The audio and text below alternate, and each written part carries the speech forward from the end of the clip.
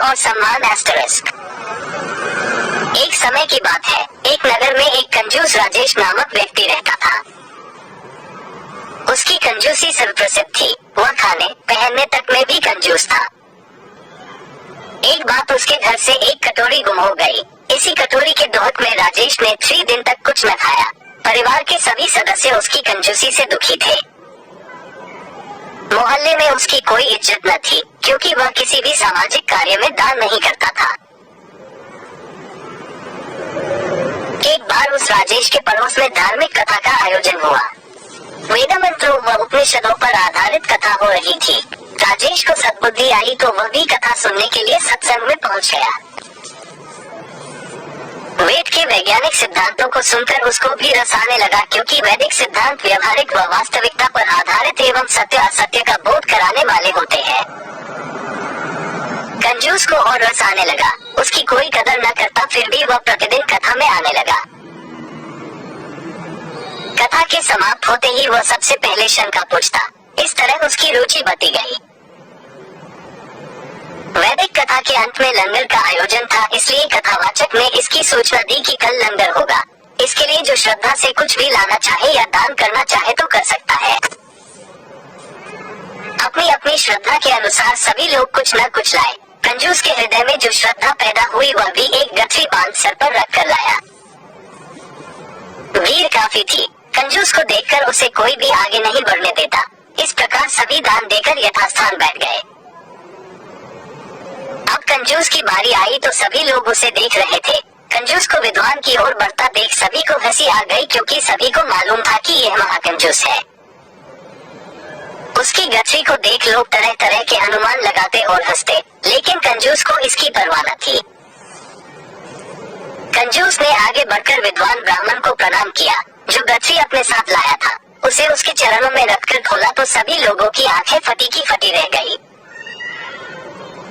कंजूस के जीवन की जो भी अमूल्य संपत्ति, गहने, जेवर, हीरे जवाहरात आदि थे, उसने सब कुछ को दान कर दिया। उठकर वह यथास्थान जाने लगा तो विद्वान ने कहा, महाराज आप वहाँ नहीं, यहाँ बैठिए।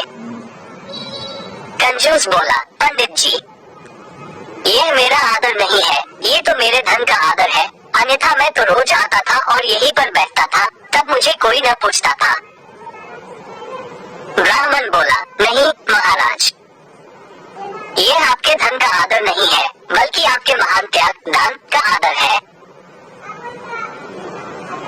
ये धन तो थोड़ी देर पहले आपके पास ही था, तब इतना आदर सम्मान नहीं था जितना कि अब आपके त्याग दान में है, इसलिए आप आज से एक सम्मानित व्यक्ति बन गए हैं। शिक्षा। मनुष्य को कमाना भी चाहिए और दान भी अवश्य देना चाहिए।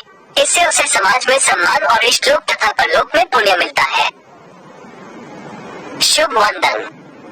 एस्टरिस्क पोस्ट अद्भुत व अतुल्य भारत फोल्डेड हैंड्स।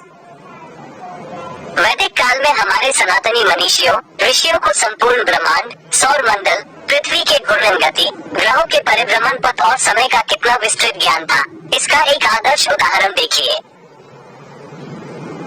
श्री विद्याशंकर मंदिर, श्रीरंगम, चिकमंगलूर जनपद, कर्नाटक। इस मंदिर के भीतर 12 स्तंभ है।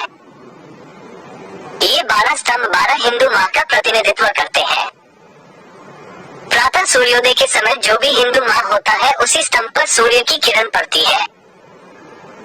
यह निर्माण सहस्रों वर्ष पूर्व ही हमारे सनातनी पूर्वजों के हाथों हुआ है। क्या कोई व्यक्ति समकालीन विश्व के किसी अन्य देशों में कोई ऐसा दुर्लभ निर्माण दिखा सकता है?